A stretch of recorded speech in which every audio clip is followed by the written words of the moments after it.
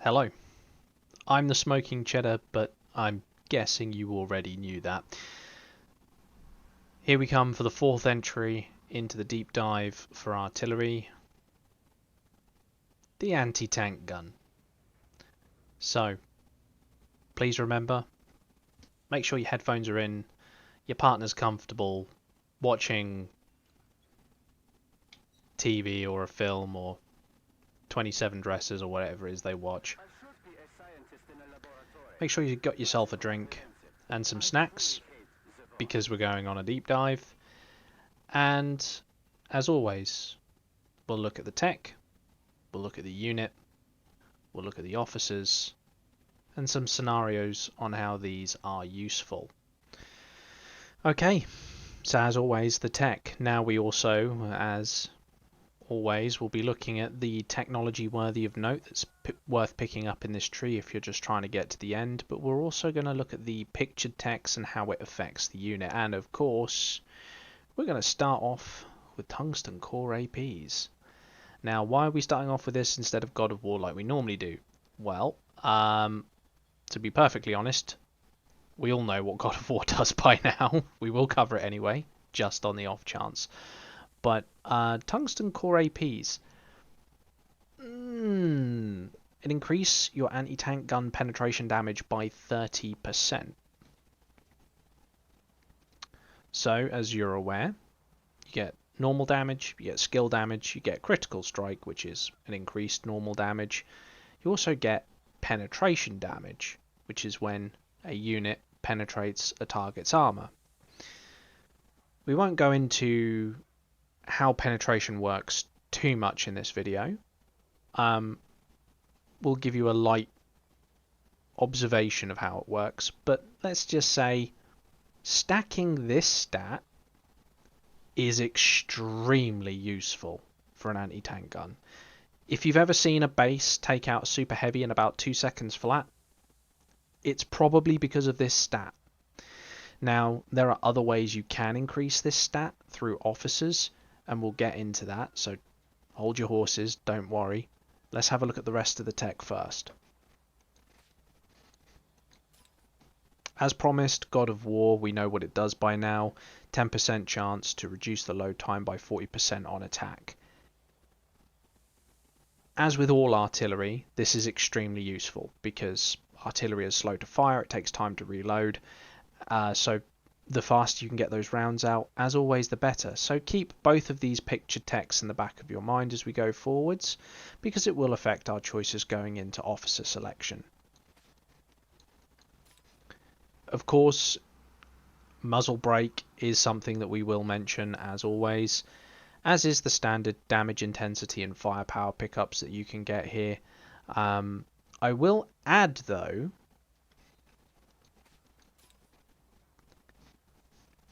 damage resist and HP bonuses that you can get. There's a reason for that a little bit later. So, attributes. Now, the attributes page with all units is very important. It's something that I only really started picking up on recently. I already knew it existed. I was already teaching people it existed. I hadn't really put it in many of my videos up until quite recently because I realized that a lot of the questions that were being asked over Discord could actually be solved by this page. So this is why it's now getting added into every video, and the artillery is probably one of the ones we get a lot of questions about, the most questions about, next to tanks. But as you can see here, we have a armor damage multiplier of 350%. So we're dealing a higher amount of damage to armored targets. But also you'll notice the penetration damage is increased. So when you penetrate a target, you're getting a higher amount of damage applied again. So these aren't very good at shooting at bases. I have seen people run standard artillery officers on them. It's a headache in of itself. I understand not a lot of people know how to use the ATEG. You know, that's perfectly fine. That's why I make these videos. I've seen people run officers like Eye of Providence. In this L4 that I'm currently in, I've seen 2 people run Eye of Providence on an anti-tank gun. I don't know why. I haven't approached them yet. I probably will towards the end of the L4 and just sort of, you know, say, hey, maybe you want to watch this video. But that's what we're really interested in here on this page, were the damage multipliers. It's also worth noting that we've got a personnel damage, an armor unit damage, which is exceptionally high, and a fortification damage, which is also pretty low. So you can see that you're not going to deal much damage to personnel or to fortifications, but to anything with an armor rating, you are going to hurt them. So what is it we're interested in? Well, we're interested in the little box underneath the name, as always. As this is a camp-specific unit, there is no additional information other than what is provided by the unit features. Penetration. Capable of penetrating armor and dealing massive damage to targets. Anti-aircraft. And we'll cover this a little bit later on. Anti-tank guns can also switch to AA mode, which allows them to attack enemy Air Force troops and reduces their damage taken. However, the anti-tank gun can no longer be protected by infantry in the AA mode. In other words, they're not receiving the damage reduction bonuses that are provided by infantry while they're in bunker mode. Don't worry, I haven't covered that yet. The 2 remaining after the artillery is in fact infantry and SH, so we're getting there, don't worry. Now please bear in mind these numbers come with the fact that I have tech, so results may vary, but as you can see we've got 880k in firepower and 141k in HP. We've got a pretty slow troop speed, but the pen depth at 8.1 is 427. Its main target in silver will be the super heavy battle tank, and as you can see the sloped armor is 331, so you are clearing that penetration rating every single shot and receiving that 350% bonus to armor. You're also receiving the 130% because I have tech amongst other things to damage once it's penetrated. So penetration damage for the ATG is very, very high. So the anti-tank gun doesn't take long to explain because it's pretty much a one-trick pony. It's a field piece or a base piece that has a single focus, destroying armoured units. Don't worry with infantry, don't worry about artillery, don't worry about bases. Destroy tanks, destroy helicopters, destroy light tanks, destroy aircraft. Which begs the question, which officers? Well, I released a video on this guy when he came out, and I said something along the lines of, if you have an anti-tank gun and you don't have this guy, you'd be absolutely mad. About 10 months has passed, and I stand by that statement. I stand by that statement wholeheartedly. I think if you do have an anti-tank gun and you don't have Maestro, then your anti-tank gun is basically not going to be as effective. Now, other officers you can put on the anti-tank gun, because I know you're going to ask. I use Golden Eagle, and we'll get into the reasons why in a little bit. Stinger Fist is also exceptionally good.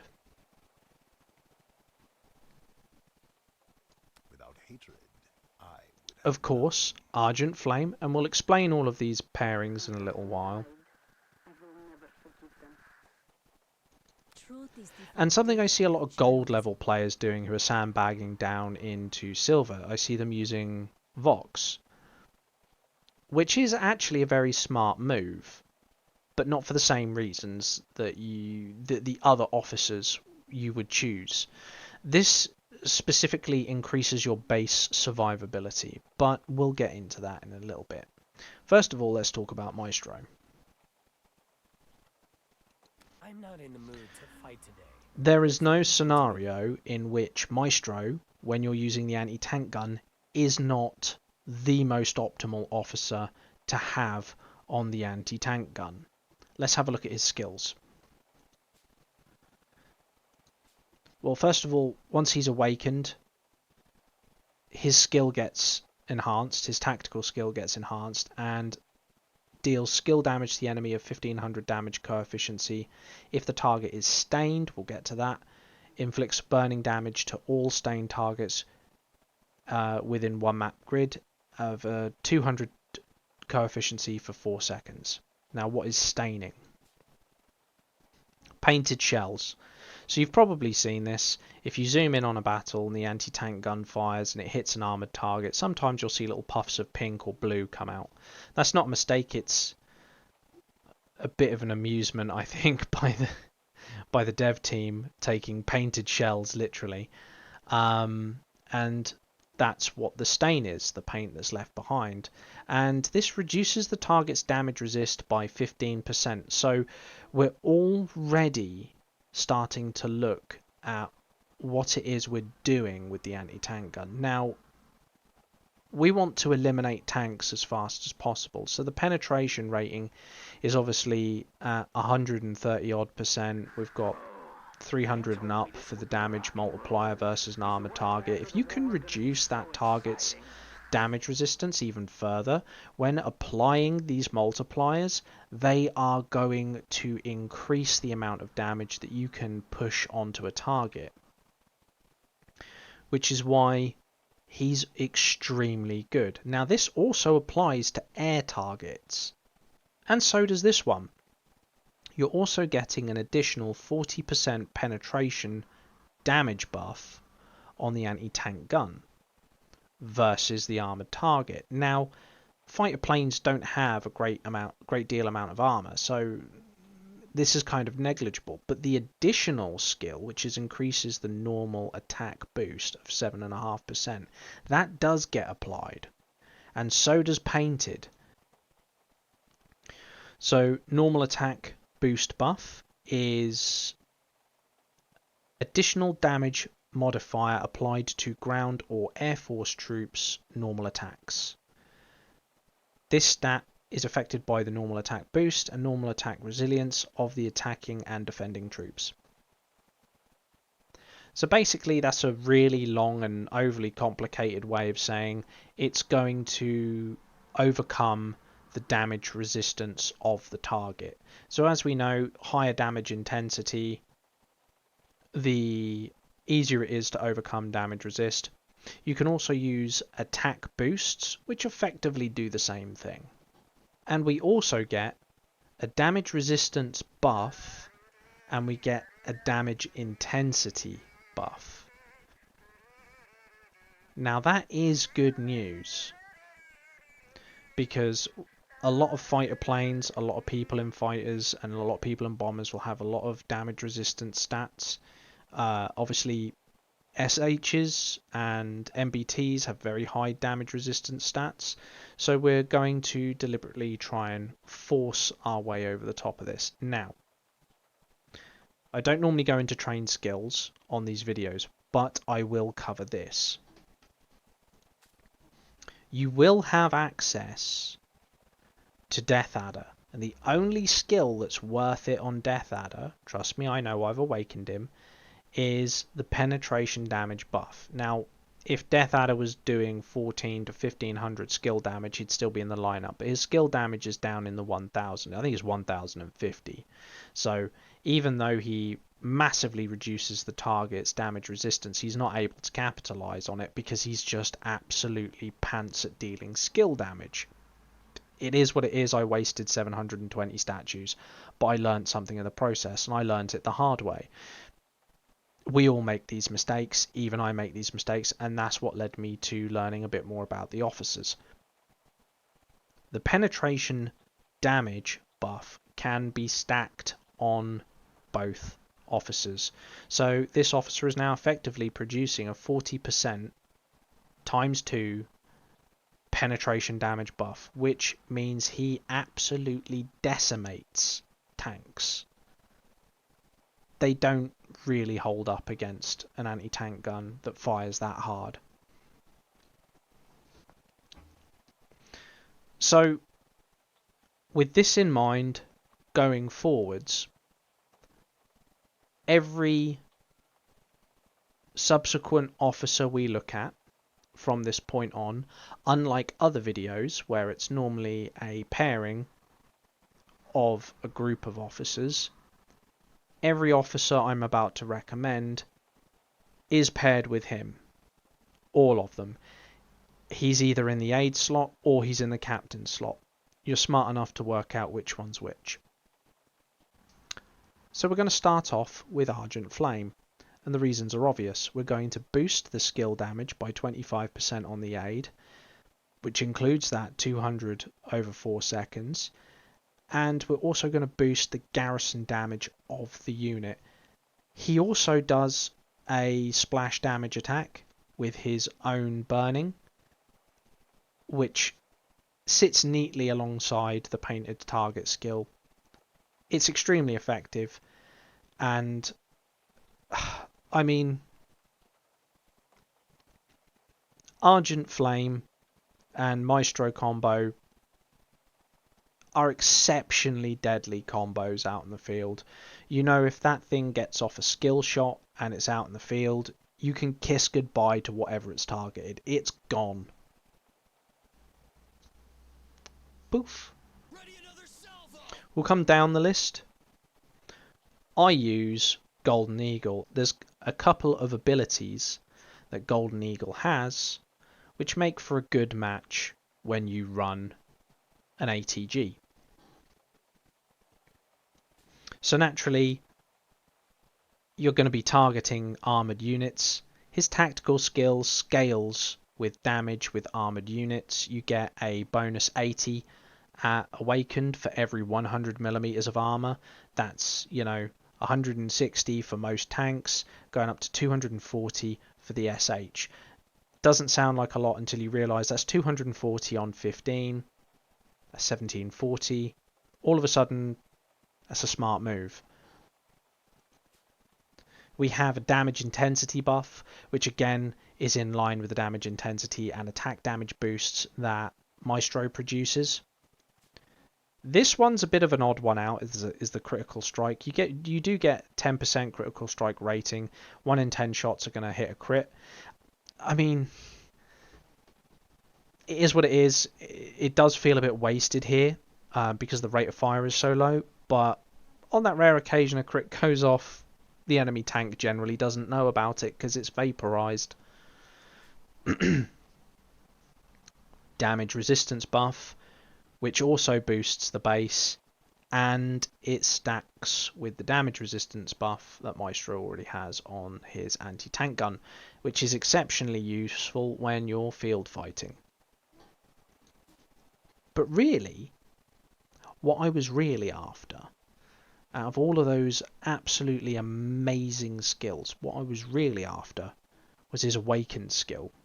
Increases the normal attack boost, again stacking that alongside Maestro, of this officer's troop by 20%, and its normal attacks ignore up to 10% of the enemy's damage resist. I ignore the SH's damage resist, goes up to 15%. It doesn't say what the additional 5% is, but I can ignore a flat 10% of their damage resist, which when you're trying to remove a soak unit, a super heavy, or an MBT, which is tanking the damage from your base in a base attack, that is extremely powerful. And how does that translate into AA mode? Well, the normal attack boost pretty much says it all. If there's any sort of damage resistance on that enemy aircraft whatsoever, you're going to be ignoring a good chunk of it, and what's remaining is basically It's not going to last long. This combo as a field anti-air unit is pretty much the most deadly anti-air unit I've seen, that I've made myself. I should say, I will say that, because there are probably other people out there with slightly better combos. I'm not saying I'm the be-all and end-all. I'm just saying, out of the combos I've tried, this pairing of Maestro and Golden Eagle is the most effective in anti-air and anti-tank in the field. So what if you wanted more defensive structure, defensive orientation? You've got Argent Flame in use elsewhere, perhaps on an RL or a howitzer. Well, Stinger Fist. Multiple reasons. Your attack shot is going to go off long before your skill shot. And preemptive attack, as I have said multiple times throughout these artillery videos, is the most powerful way of reducing an enemy's shield in order for you to capitalize on damage intensity and to basically eliminate the enemy tank. It reduces the effectiveness of the target shield by 25%, and this gets triggered every 8 seconds on hit. So normal load time versus this going off, you're gonna get probably about 2 seconds of shield reduction, and then the shield's going to be gone anyway at that point, because it'll be working 25% below power, and well, it's not going to take a base long to remove the shield. But his awakened ability deals damage to an enemy of coefficiency of 1800. If this officer is in an artillery troop, the skill damage deals damage up to 3 additional ground force troops. So we're going to hit 3 more for 600 a pop. That's just mental. Increases the damage of the officer's skill coefficiency by 25% when he's garrisoned. So you're getting a bonus of 25%. Now, of course, you could use him with Argent Flame as a defensive unit, but if you're not using either of the previous two, then, you know, Stinger Fist is... Ooh, I've seen him paired with Maestro. Yeah, you're going to regret that fast. You're going to regret rolling up to that base pretty quick. Because we also get a damage intensity buff and a damage resistance buff. But this damage resistance buff is applied to the base while he's garrisoned. So again, we're reducing the incoming damage while increasing the damage intensity and stacking that with Maestro in order to produce more damage onto the afflicted target, the SH, the MBT. It's going to have paint shells on there. We're stacking up the debuffs and we're ramping up the damage intensity to overcome what damage resistance they have, while simultaneously augmenting our own to reduce incoming fire to increase our survivability. A very, very nasty combo. In anti-air mode, not so good, but the unit does have survivability thanks to it being naturally in the AA form.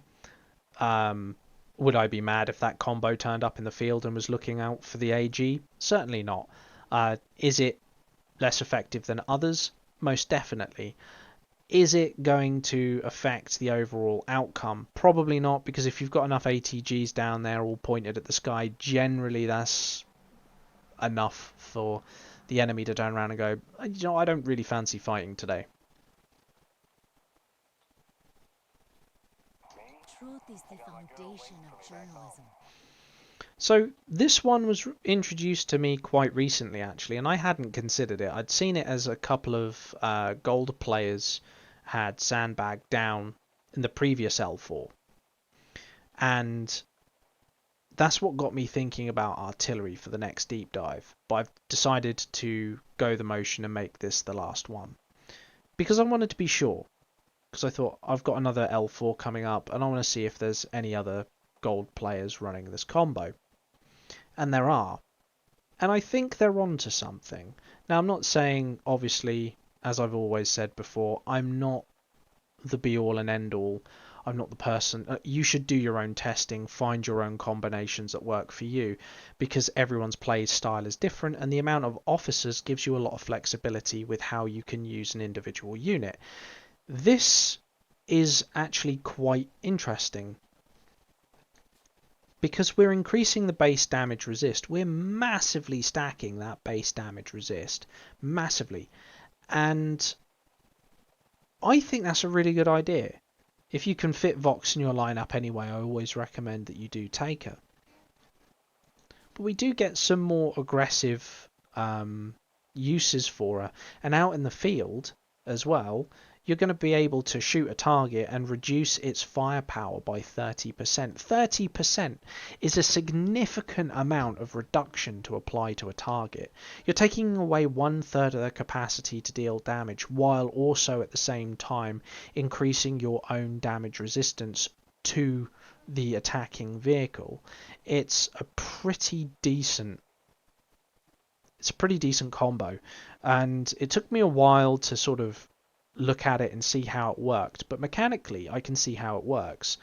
You've got a firepower reduction while you've got a damage resistance increase, and the thing is, this also works while it's inside the base. So while you're inside the base, you're increasing your base damage resistance, because this skill obviously is applied to the tanks, and the tactical skill is either applied to the unit, or if it's garrisoned, the base.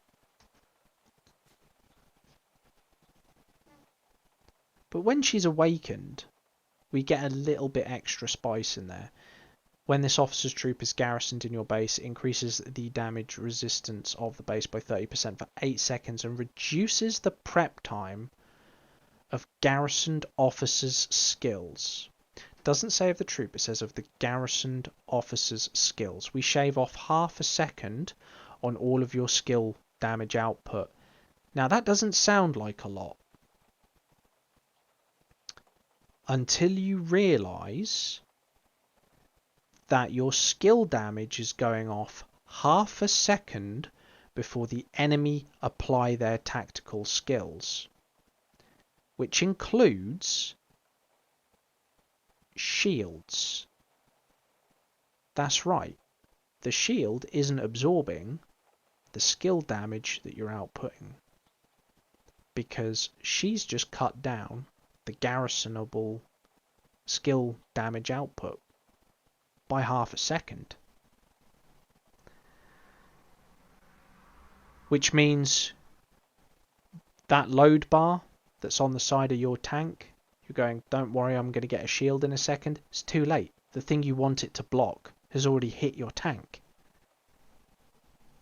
Then the normal attack damage is removing it again for the next cycle. So from a pure defensive point of view, Maestro and Vox is probably second to none on that alone, providing you can deal enough damage from other sources. Other artillery pieces, helicopters, tanks, doesn't matter. It's all about utilising the skill damage ahead of that shield deployment. This is not something that I'd seen in an L4 at all up until quite recently, and it seems to be coming down from the gold level play, and I quite enjoy that. You know, I sometimes sandbaggers are a pain in the backside to deal with, but other times you can learn actually useful information from them. So that's your officer setups. And realistically, there's not many different scenarios we could give you. I mean, you're going to be either in an AG, out in the field fighting, or you're going to be in your base defending. Now, base defense pretty much covers itself.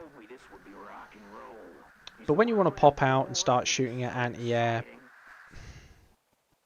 you kind of have to make sure there's a good bit of security around your base. You can pop out and snipe units that go past, obviously. And all these different things, you're going to want double damage output, you're not going to want Vox, which is why I've personally gone for Maestro and Eagle. I just think they work better together. If I really wanted to reduce that load time even further, obviously I'd use War Machine to make it more of an effective pop out and snipe unit.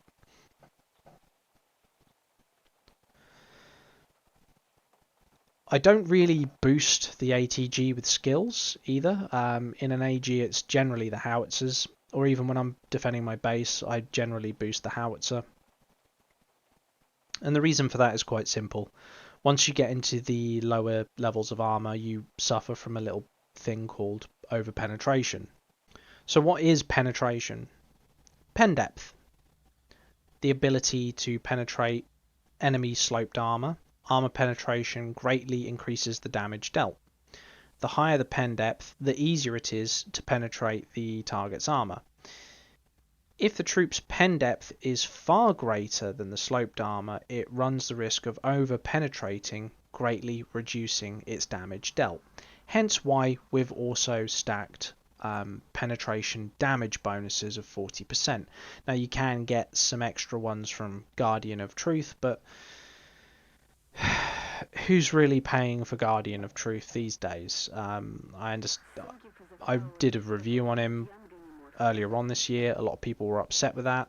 I understand. You feel like you've just been told you've wasted money. I'm sorry, that's the name of the game. Things are going to be redundant. I feel that he's a redundant officer. But the penetration damage skill he has isn't redundant, because you can still stack that on the ATG and you can pull that officer off of any tank. Like, you don't need Guardian of Truth on a tank anymore. You just don't. Havoc exists. I'm sorry, but Havoc exists. So does Rapier. Both of these officers vastly outweigh. I mean, you've got helicopter officers as well, and on top of that, you've also got versatile officers that you can swap in. Lady of Justice, Golden Eagle, stuff like that. So, even if you are over-penetrating a target, there is ways to mitigate that. Now, the game doesn't give you any indication in these boxes as to what greatly is, but from observations, it's safe to say if you're attacking something like a light tank, you're going to greatly over-penetrate the target. You're doing a pen depth around 471. That thing's got like 100 millimeters of armor, so you're going to be smashing that by like 350. So it's going to suffer over-penetration. Is over-penetration something to be concerned about? No. No, not at all. The amount of damage that you can put out on one of these units, even if it is over-penetrating,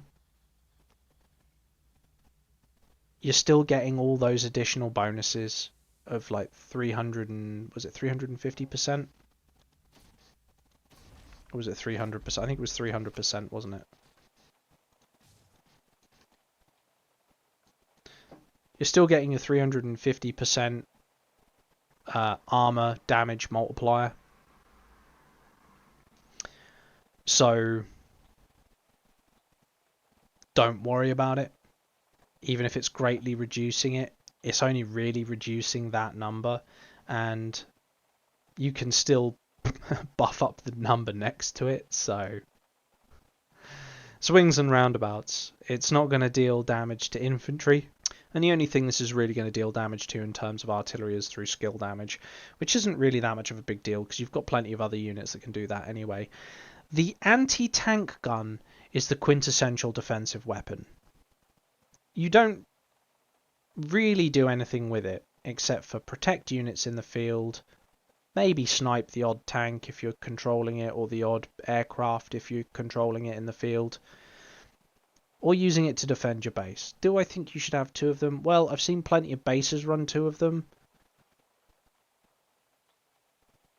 No, I don't. I think one is enough. Yeah, okay, you're going to take out an SH pretty quickly, but you're going to struggle to take out infantry. so badly, especially if you're running 3 howitzers. A lot of people don't like to run RLs. A lot of people say RLs are rubbish. I disagree. But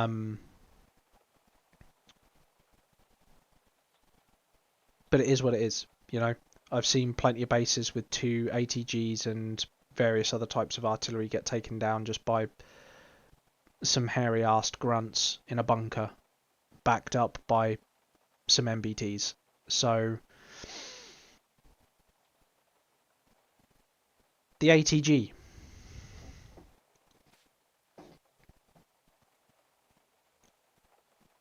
The unit that tanks fear. This has been the end of the artillery. I have no idea how long this is. It's probably going to be at least half an hour. We've got 2 20s and a 40. That's a lot of minutes to be looking at artillery for. And now you can see why I didn't do it in a single video. It just takes too damn long to explain each unit. And there's no way of doing it coherently. So we'll go on to the SH next, or possibly the infantry, depending on how I feel next week. I don't think you necessarily need one of these in your base. I think this is more of a niche for defensive players, or people who are more defensive in their play. Because if you have one of these, you're going to sacrifice elsewhere. You're either going to sacrifice field play, or you're going to sacrifice in base to base, or AG support, or any other number of areas. Now, I'm not saying if you have it, you should get rid of it. I'm certainly not saying that either. I'm saying that in this game, it swings and roundabouts. You have every ability you have at the cost of the abilities you don't. So choose wisely is what I'm saying.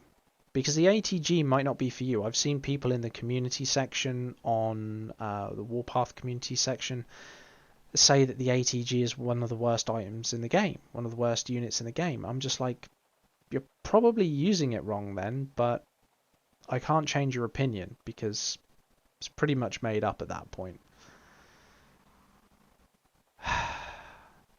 Man, that's a lot of minutes on artillery.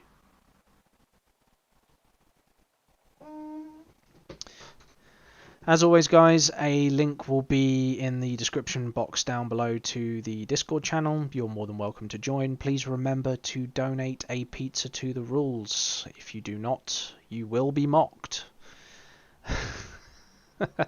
Either in voice chat or in general chat. Either way, you won't know. If you do see me in voice chat, you're always more than welcome to drop by. Generally, I'm playing other games. I do play other games, by the way. I just don't make videos on them. And if I'm playing a game that you want to play with me, you're more than welcome to come and join in. Be an adult about joining my Discord, because there is a lot of degeneracy that goes on in there, and we bully Benny on a daily basis. Because I'm pretty sure he doesn't get this far into the videos, and I've been saying it for months. He's still not said anything. I've been the Smoking Cheddar, and you guys have been very patient indeed. Thank you very much for watching this artillery part 4. It's not something I say often, but I do appreciate it. We're closing in on 1,000. I've been doing this for 10 years. I change games every so often, and it's nice to see that it's going to 1,000. People actually want to hear what I have to say about this game, but obviously that's going to change in a couple of years' time when I change game again, because I don't stay on one game indefinitely. No one does. I think the people that do are weird. Bit weird. Just a bit weird. But I'll see you guys in the L4.